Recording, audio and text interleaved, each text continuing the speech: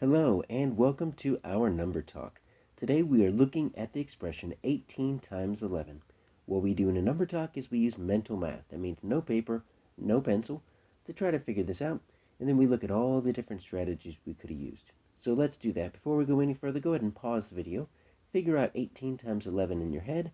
When you have your solution, unpause it, and we will look at all our different strategies together.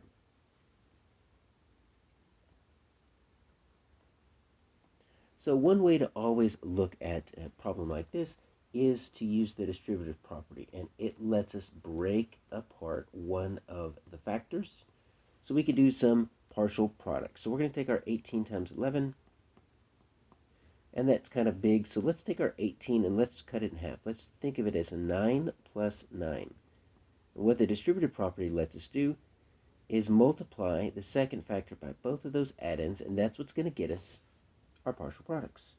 So really it's going to be, instead of 18 times 11, it's going to be 9 times 11. Well, that's easy. That's 99. And then another 9 times 11. So that's another 99. So that's going to get us, hopefully, what you got, 198. Each of those are just one less than 100. So total, it's 2 less than 200. There's your 198.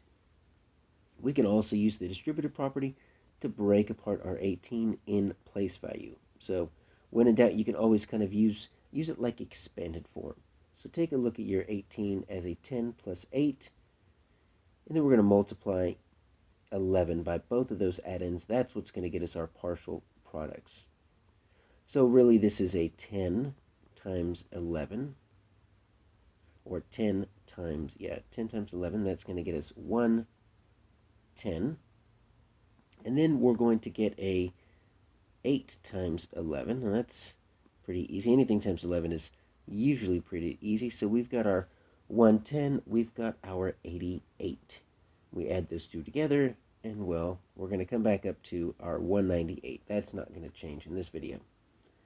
So we could use that same strategy, place value, use the distributive property.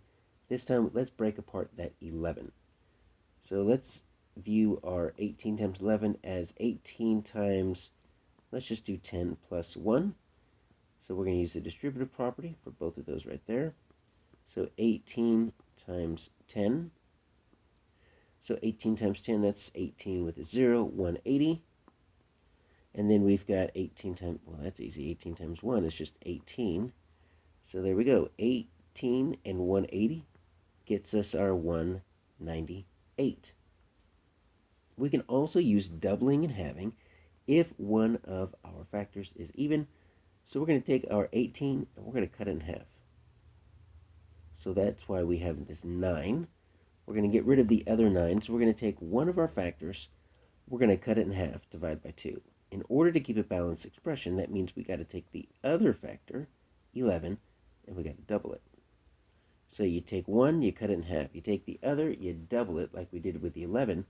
And so now we've got 9 times 22. That's the same thing as 18 times 11. And so that's going to get us our 198, because 9 times 20 is 180. 9 times 2 is 18. We can also use a little bit of compensation. So we might not know 18 times 11, but 18 is really close to 20. So let's just say we used all of this right here. Let's just say it's really 20 times 11. Well, 20 times 11, that's pretty easy because it's 11 times 2. That's 22 with a 0. But remember, I actually added 2 extra groups of 11. So I need to get rid of those 2 extra groups of 11. So that's going to be 22. So you take your 220, take away your 22, and that gets you back to 198.